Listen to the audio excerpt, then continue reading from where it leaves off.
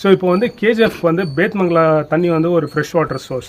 அங்கேருந்து நம்ம கேஜிஎஃப்க்கு வந்து தண்ணி எடுத்துன்னு வரதுக்கு ஒரு பைப் லைன் கனெக்ஷன் போட்டு எடுத்துட்டோன்றதுக்கு வந்து கிட்டத்தட்ட 53 கோடி வந்து அலோகேட் பண்ணாங்க.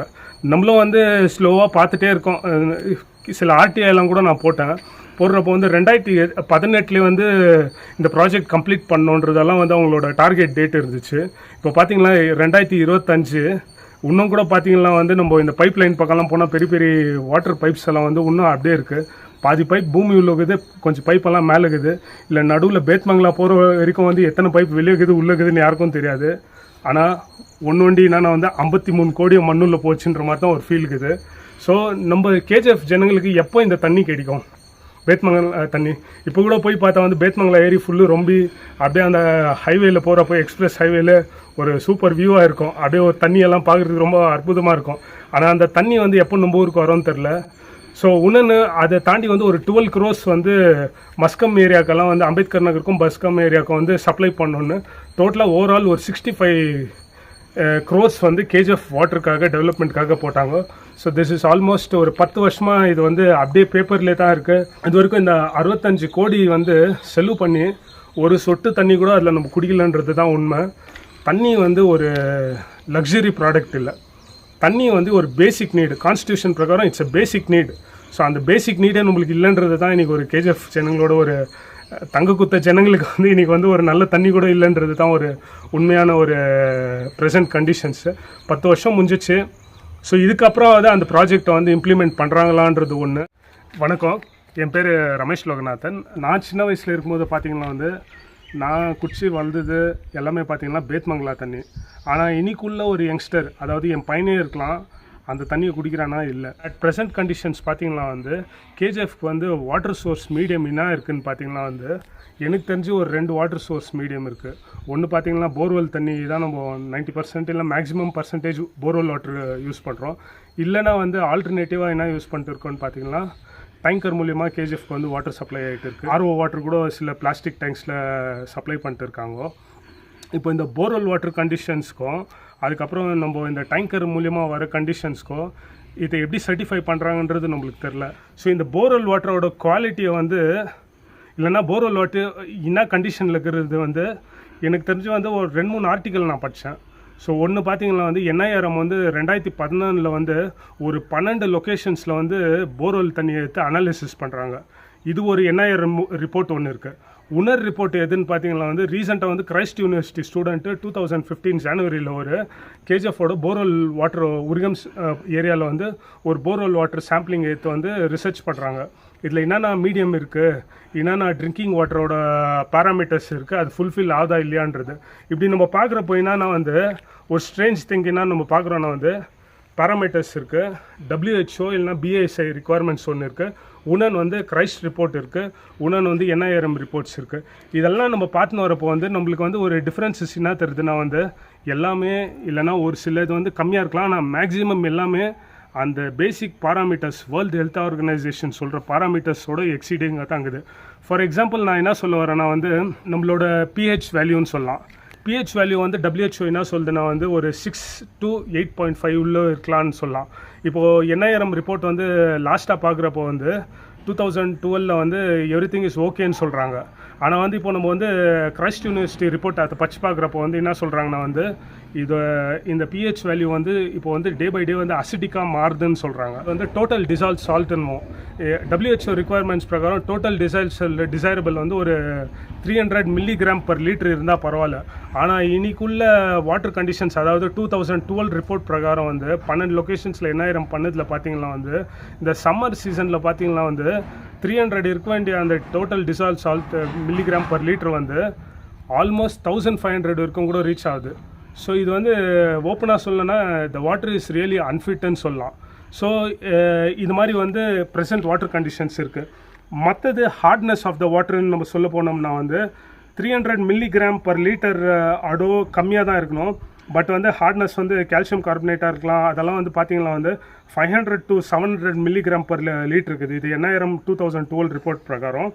ஸோ மற்றது இந்த ஃப்ளோரைட்ஸு, குளோரைட்ஸு, ஆர்சனிக்கு இதெல்லாம் வந்து ஹெவி மெட்டல்ஸாக இருக்குது பாருங்கள். இதெல்லாம் வந்து WHO ரிக்குவயர்மெண்ட்ஸ் பிரகாரம் வந்து கொடுத்ததோட கொஞ்சம் எக்ஸீடிங்காகவே இருக்குது. குளோரைட்ஸ் அப்படின்னா என்னென்னா வந்து பயோகெமிக்கல் ஆக்சிஜன் டிமாண்டுன்னுவாங்க, அதுக்கப்புறம் கெமிக்கல் ஆக்சிஜன் டிமாண்டுன்னுவாங்க. இதெல்லாம் வந்து பல்யூட்டன்ஸ், ஆர்கானிக் பல்யூட்டன்ஸ்லாம். இந்த மாதிரி ஒரு இது கூட வந்து எக்ஸீடிங் ஆகுது நம்ம வாட்டரில். So this is based on என்னென்னா வந்து நம்ம NIRM ரிப்போர்ட் பிரகாரம் காலிஃபார்ம் பாக்டீரியான்னு ஒன்று இருக்குது, இது கூட நம்ம வாட்டரில் ப்ரெசன்ஸ் இருக்குதுன்னு சொல்கிறாங்க. கிரைஸ்ட் யூனிவர்சிட்டி ரிப்போர்ட் பிரகாரம் பார்த்தா வந்து ஹெவி மெட்டல்ஸ் வந்து கேஜிஎஃப்ல வந்து நம்ம போர்வெல் வாட்டரில் ஃபைண்ட் அவுட் பண்ணியிருக்காங்க. என்னென்ன மாதிரி ஹெவி மெட்டல்ஸ்ன்னு பார்த்தீங்கன்னா கேட்மியம், லெட்டு, நிக்கல், குரோமியம் எல்லாம் ப்ரெசென்ட் இருக்குது. இப்போ இந்த கேட்மியம் லெவலெல்லாம் வந்து பார்த்திங்கன்னா வந்து இந்த WHO ரிக்குவயர்மெண்ட்ஸ்க்கும் ப்ரெசென்ட் அவைலபிலிட்டிக்கும் பார்த்திங்கன்னா வந்து ஆல்மோஸ்ட் வந்து இப்போ ஃபார் எக்ஸாம்பிள் சொல்லணுன்னா வந்து கேட்மியம் வந்து ஆல்மோஸ்ட் 22 டைம்ஸ் வந்து ஜாஸ்திக்குது. நம்ம WHO வந்து என்ன சொல்கிறாங்கன்னா வந்து இந்த லெவலில் இருக்கணும்னா நம்ம கேஜிஎஃப்ல இருக்கிறது வந்து 22% வந்து அதிகமாகுது அவங்க மென்ஷன் பண்ண லிமிட்டோட. அதே மாதிரி வந்து நிக்கல் இருக்குது பாரு, நிக்கல் வந்து ஆல்மோஸ்ட் வந்து க்ளோஸ் டு லிமிட்டில் வருது. இப்போ வந்து லெட் இருக்குது பாருங்கள், லெட்டு வந்து 28% வந்து இருக்க வேண்டியதோட ஜாஸ்தி இருக்குது. ஸோ அதே மாதிரி வந்து இந்த குரோமியம்னு சொல்கிறோம் பாருங்கள், இந்த குரோமியம் கூட வந்து ஆல்மோஸ்ட் ஒரு 5% WHO சொன்னதோட ஜாஸ்தி இருக்குது. ஸோ இதெல்லாம் வந்து பார்த்திங்கன்னா வந்து நம்ம போர்வெல் வாட்டரோட கண்டிஷன்ஸ் இப்போ வந்து இந்த கண்டிஷன்ஸ் வாட்டர் தான் நம்ம குடிச்சிட்டு இருக்கோம், இல்லை இந்த கண்டிஷன் வாட்டர் தான் நம்ம வந்து டொமஸ்டிக் பர்பஸ்க்கு யூஸ் பண்ணிட்டு இருக்கோம்.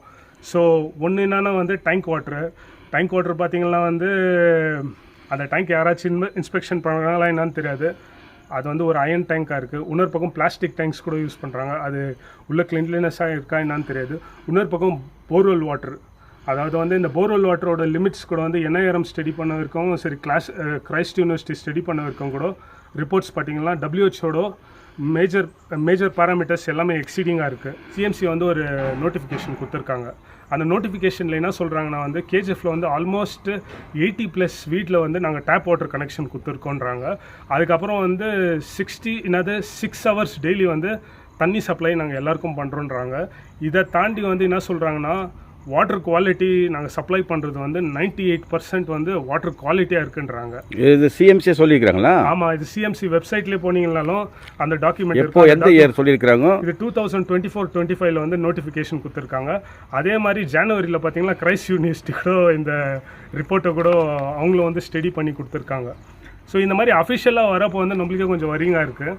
ஸோ இதை தாண்டி வந்து ஒரு பக்கம் வந்து 98% குவாலிட்டி வாட்டர் கொடுக்குறோன்றாங்க. இன்னொரு பக்கம் பார்த்திங்கன்னா வந்து ஸ்வச் பாரத் ரேங்கிங்கில் பார்க்குறப்போ வந்து கேஜிஎஃப் வாட்டர் பாடியோட க்ளீன்லினஸ் எவ்வளோ இருக்குதுன்னு பார்த்தா 0ன்னு காட்டுறாங்க. ஸோ எல்லாமே ஒரு கான்ட்ராடிக்டிங்காக இருக்குது. ஸோ இப்போது இதை தாண்டி வந்து ஒரு பக்கம் வந்து நம்மளும் வந்து அப்ரிஷியேட் பண்ணோம் கவர்மெண்ட்டை. என்ன அப்ரிசியேஷன் பார்த்திங்கன்னா வந்து ஸ்கீம்ஸுன்னு ஒன்று பண்ணுறாங்க, ஆனால் அந்த ஸ்கீம்ஸ் வந்து கரெக்டாக இம்ப்ளிமெண்ட் பண்ணுறாங்களான்றது தான் கொஸ்டின் மார்க்கு. இப்போ நம்மளுக்கு வந்து 2015 2020 வரைக்கும் வந்து கேஜிஎஃப்க்கு அம்ருத் சிட்டி ப்ராஜெக்ட் மூலிமா 150 கோடி ப்ராஜெக்ட் ஒர்த் உள்ள வேல்யூ உள்ள ப்ராஜெக்ட்ஸ் எல்லாம் வந்து கேஜிஎஃப்க்கு இம்ப்ளிமெண்ட் பண்ணாங்க. அதில் வந்து ஆல்மோஸ்ட் எனக்கு தெரிஞ்ச ஒரு 30-40% ஆஃப் ஃபண்டிங், ஆல்மோஸ்ட் ஒரு 50-65-66 கோடி ஒர்த் உள்ள ப்ராஜெக்ட்ஸ் வந்து கேஜிஎஃப் வாட்டர் சப்ளைக்குன்னே பண்ணோன்னு ஒரு அலோகேட் பண்ணியிருக்காங்க. If I'm not wrong, Sriram groups of construction ஏதோ ஒன்று ஆல்மோஸ்ட் 2015 அவங்களுக்கு தான் இந்த டெண்டர் அலோகேட் பண்ணி ஒரு 50 crores ஏதோ கூட அலோகேட் பண்ணியிருந்தாங்கன்றது ஒரு ஆர்டிக்கலும் படிச்சிருந்தேன். ஸோ இப்போ வந்து கேஜிஎஃப் வந்து பேத்மங்களா தண்ணி வந்து ஒரு ஃப்ரெஷ் வாட்டர் சோர்ஸ், அங்கேருந்து நம்ம கேஜிஎஃப் வந்து தண்ணி எடுத்துன்னு வரதுக்கு ஒரு பைப்லைன் கனெக்ஷன் போட்டு எடுத்துட்டோன்றதுக்கு வந்து கிட்டத்தட்ட 53 கோடி வந்து அலோகேட் பண்ணாங்க. நம்மளும் வந்து ஸ்லோவாக பார்த்துட்டே இருக்கோம். சில RTI கூட நான் போடுறப்போ வந்து 2018 வந்து இந்த ப்ராஜெக்ட் கம்ப்ளீட் பண்ணோன்றதெல்லாம் வந்து அவங்களோட டார்கெட் டேட் இருந்துச்சு. இப்போ பார்த்தீங்கன்னா 2025 இன்னும் கூட பார்த்தீங்கன்னா வந்து நம்ம இந்த பைப் லைன் பக்கம்லாம் போனால் பெரிய பெரிய வாட்டர் பைப்ஸ் எல்லாம் வந்து இன்னும் அப்படியே இருக்குது. பாதி பைப் பூமி உள்ள இருக்குது, கொஞ்சம் பைப்பெல்லாம் மேலே இருக்குது, இல்லை நடுவில் பேத்மங்களா போகிற வரைக்கும் வந்து எத்தனை பைப் வெளியே இருக்குது உள்ளே இருக்குதுன்னு யாருக்கும் தெரியாது. ஆனால் ஒன்று என்னன்னா வந்து 53 கோடி மண்ணுள்ள போச்சுன்ற மாதிரி தான் ஒரு ஃபீல் இருக்குது. ஸோ நம்ம கேஜிஎஃப் ஜனங்களுக்கு எப்போ இந்த தண்ணி கிடைக்கும், பேத்மங்கலா தண்ணி? இப்போ கூட போய் பார்த்தா வந்து பேத்மங்களா ஏரி ஃபுல்லு ரொம்பி அப்படியே அந்த ஹைவேல போகிறப்போ எக்ஸ்பிரஸ் ஹைவேல ஒரு சூப்பர் வியூவாக இருக்கும், அப்படியே ஒரு தண்ணியெல்லாம் பார்க்குறதுக்கு ரொம்ப அற்புதமாக இருக்கும். ஆனால் அந்த தண்ணி வந்து எப்போ நம்ம ஊருக்கு வரோன்னு தெரில. ஸோ இன்னொன்று அதை தாண்டி வந்து ஒரு 12 crores வந்து மஸ்கம் ஏரியாக்கெல்லாம் வந்து அம்பேத்கர் நகருக்கும் பஸ்கம் ஏரியாவுக்கும் வந்து சப்ளை பண்ணோன்னு டோட்டலாக ஓவரால் ஒரு 65 crores வந்து கேஜிஎஃப் வாட்டருக்காக டெவலப்மெண்ட்காக போட்டாங்க. ஸோ திஸ் இஸ் ஆல்மோஸ்ட் ஒரு 10 வருஷமாக இது வந்து அப்படியே பேப்பர்லேயே தான் இருக்குது.